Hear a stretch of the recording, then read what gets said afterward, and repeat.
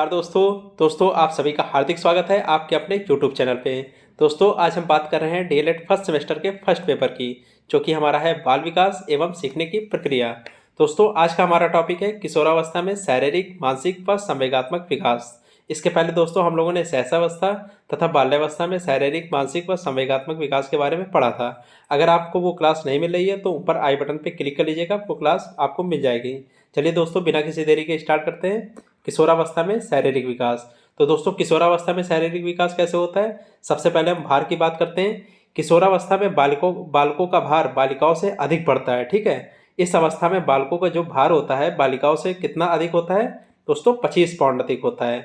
चलिए लंबाई की बात करते हैं हम लोग। 16 वर्ष की आयु तक किशोरियां अधिकतम ऊंचाई ग्रहण कर लेती हैं। कब तक? 16 वर्ष की आयु तक। जबकि किशोर 18 वर्षों के बाद भी बढ़ते रहते हैं, मतलब 21-22 साल तक जो लड़के होते हैं वो बढ़ते रहते हैं। लड़कियां 16 साल तक वो अधिकतम ऊंचाई ग्रहण कर लेती हैं। अगले उसकी बात करते हैं दोस्तों। तीसरा पॉइंट क्या है? सिर एवं मस्तिष्क। 15 या 16 वर्ष की उम्र तक सिर का लगभग पूर्ण विकास हो जाता है। मस्तिष्क का भार 1200 से कितना होता है? 1400 ग्राम के बीच में होता है। अगले पॉइंट की बात करते हैं दोस्तों, दांतों की। यहाँ दांतों की संख्या कितनी हो जाती है दोस्तों? 28 दांत हो जाते हैं। ठीक है, और 4 अक्ल दांत आने को होते हैं। ठीक है, 28 दांत हो जाते हैं और 4 जो होते हैं अक्ल दांत आने को होते हैं। किशोरावस्था के अंत में या प्रौढ़ावस्था के प्रारंभ में ये दांत निकल आते हैं। तो दोस्तों बता, इसमें टोटल कितने दांत होते हैं? 28 दांत होते हैं। और जब किशोरावस्था का अंत होता है, मतलब 18 वर्ष तक ये, या प्रौढ़ावस्था के प्रारंभ में ये दांत जो अक्ल दांत होते हैं ये निकल आते हैं। अगला क्या टॉपिक वो है? तो दोस्तों अगला है हड्डी। छोटी छोटी हड्डियों के जुड़ने के कारण हड्डियों की संख्या कितनी हो जाती है दोस्तों? 206 हो जाती है। जबकि बाल्यावस्था में कितनी थी दोस्तों? 270 थी। यहाँ पे छोटी छोटी जो हड्डियाँ हैं जुड़ जाती हैं, कितनी लास्ट में बचती हैं? 206। अगले पॉइंट की बात करते हैं दोस्तों। अगला पॉइंट क्या है? विकास का महत्व। तो देखिए दोस्तों विकास का महत्व क्या है। इस अवस्था के अंत तक बालकों एवं बालिकाओं की ज्ञानेंद्रिय व कर्मेंद्रियों का पूर्ण विकास हो जाता है और यह युवावस्था में प्रवेश करते हैं। ठीक है, चलिए आगे बात करते हैं। तो दोस्तों इसमें क्या होते हैं? ग्रंथिगत परिवर्तन होते हैं। कौन कौन सी ग्रंथि में क्या परिवर्तन होते हैं? तो सबसे पहले बात करते हैं अंतःस्रावी ग्रंथि में। अंतःस्रावी ग्रंथि में, ठीक है, सबसे पहले अंतःस्रावी ग्रंथि की बात करते हैं। प्रत्येक व्यक्ति के शरीर में कुछ अंतःस्रावी ग्रंथियां होती हैं जिनसे आंतरिक स्राव होता है। क्या स्राव होता है? इस स्राव को हार्मोन्स भी कहते हैं। देखिए हर व्यक्ति के शरीर के अंतर्गत कुछ अंतःस्रावी ग्रंथियां होती है जिनसे आंतरिक स्राव होता है, कुछ ना कुछ उसमें स्रावित होता रहता है। इस स्राव को क्या बोलते हैं दोस्तों? हार्मोन बोलते हैं। यह अंगों के सभी भागों में पहुंचता है तथा शरीर के अंगों की कार्यप्रणाली को गतिशील पहुंचाता है। हार्मोन्स का काम क्या है? शरीर के अंगों की कार्य प्रणाली को गतिशील बनाता है। अगले दोस्तों थायराइड ग्रंथि की बात करते हैं। थायराइड ग्रंथि क्या होती है? यह ग्रंथि बालक के गले में होती है। दोस्तों थायराइड ग्रंथि कहाँ होती है? बालक के गले में होती है। ठीक है, एवं इसमें कौन सा नामक हार्मोन स्रावित होता है? इसमें थायरॉक्सिन नामक हार्मोन स्रावित होता है। यह भोजन को ऊर्जा में बदलने का काम करती है। ठीक है, अगली कौन सी दोस्तों ग्रंथि है? अगली है पीयूष ग्रंथि। यह मस्तिष्क में विद्यमान होती है। अगर पूछा जाए पीयूष ग्रंथि कहाँ पे होती है दोस्तों? ये मस्तिष्क में होती है। इसे मास्टर ग्रंथि भी कहते हैं। अगर बहुत बार यूपी टेट, सी टेट तथा आपके सेमेस्टर एग्जाम में आता है मास्टर ग्रंथि किसे कहते हैं? तो दोस्तों पीयूष ग्रंथि को मास्टर ग्रंथि भी कहते हैं। इसके अत्यधिक सक्रियता से बालक अत्यधिक लंबा व कम सक्रियता से शारीरिक विकास कम होता है। अगले दोस्तों बात करते हैं एड्रिनल ग्रंथि की। इसके द्वारा एड्रिनल नामक हार्मोन स्रावित होता है जो संवेगों को क्या करता है दोस्तों? नियंत्रित करता है। इस स्राव की कमी से व्यक्ति चिड़चिड़ा, उदास व निर्बल हो जाता है। किससे? एड्रिनल ग्रंथि से। अगली कौन सी ग्रंथि है दोस्तों? जनन ग्रंथि है।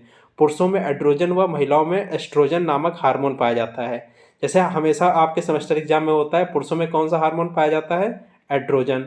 और महिलाओं में कौन सा पाया जाता है? एस्ट्रोजन नामक हार्मोन पाया जाता है, जो स्त्रियोचित एवं पुरुषोचित गुणों का विकास करता है। तो दोस्तों आगे बात करते हैं फ्रायड का मनोलैंगिक विकास का सिद्धांत। तो दोस्तों फ्रायड ने क्या दिया था? मनोलैंगिक विकास का सिद्धांत दिया था। आप इसको याद रखिएगा। मनोलैंगिक विकास का सिद्धांत किसने दिया था? ये सिगमंड फ्रायड ने दिया था। फ्रायड की यह अवधारणा है कि किसी भी व्यक्ति के व्यक्तित्व विकास पर उसकी काम शक्ति का बहुत प्रभाव पड़ता है।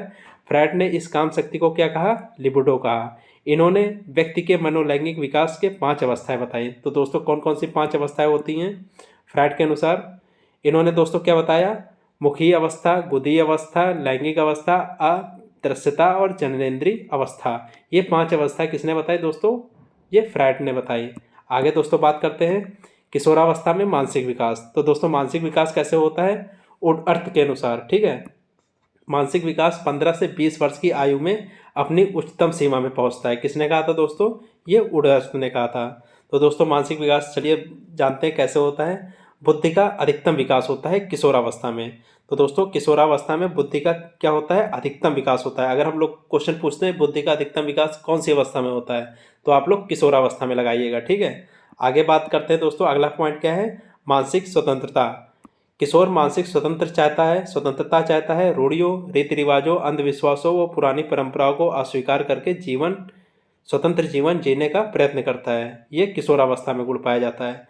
अगला कौन सा वो है बिंदु? ध्यान। किशोर किसी वस्तु या विषय पर अपने ध्यान को काफ़ी देर तक केंद्रित रखता है। ये किस अवस्था की बात कर रहे हैं दोस्तों? किशोरावस्था की बात करते हैं। अगला पॉइंट क्या है? चिंतन शक्ति। तो चिंतन शक्ति में क्या है? किशोर में चिंतन करने की शक्ति होती है। इसकी सहायता से वह विभिन्न प्रश्नों व समस्याओं का हल खोजता है। किसके द्वारा? चिंतन के द्वारा। उसके हल साधारणतः गलत होते हैं। जो किशोरावस्था में चिंतन तो करता है लेकिन जो उसके हल होते हैं वो साधारणतः गलत होते हैं। अगला पॉइंट क्या है? तर्क शक्ति। तो दोस्तों किशोर में तर्क शक्ति करने की रुचियां का पर्याप्त विकास हो जाता है। तर्क किए बिना वह किसी बात को स्वीकार करने के लिए तैयार ही नहीं होता। आपका बाल्यावस्था तथा शैशवावस्था में तो बिना तर्क किए वो मान जाता है, लेकिन किशोरावस्था में क्या है? जब तक वो तर्क नहीं करेगा तब तक वो किसी बात को मानने के लिए तैयार नहीं होता है। अगले पॉइंट की बात करते हैं दोस्तों, कल्पना शक्ति। किशोर वास्तविक जगत में रहते हुए भी कल्पना के संसार में विचरण करता है। कल्पना के बाहुल्य के कारण वह दिवा स्वप्न देखने की प्रवृत्ति उत्पन्न करता है। कुछ किशोर अपनी कल्पना शक्ति को कला, संगीत, साहित्य व रचनात्मक कार्यों द्वारा व्यक्त करते हैं। अगला दोस्तों पॉइंट क्या है? रुचियों में विविधता।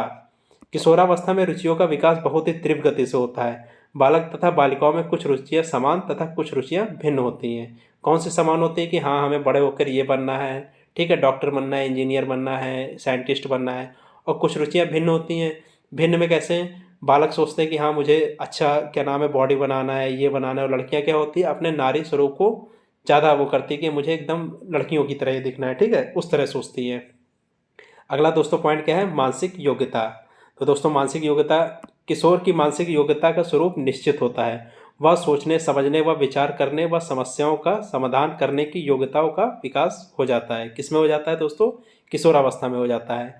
एलिस एवं क्रो के अनुसार, एलिस एवं क्रो ने क्या कहा था? किशोर में उच्च मानसिक योग्यताओं का प्रयोग करने की क्षमता उत्पन्न हो जाती है, पर वह प्रौढ़ के समान उनका प्रयोग नहीं कर पाता है।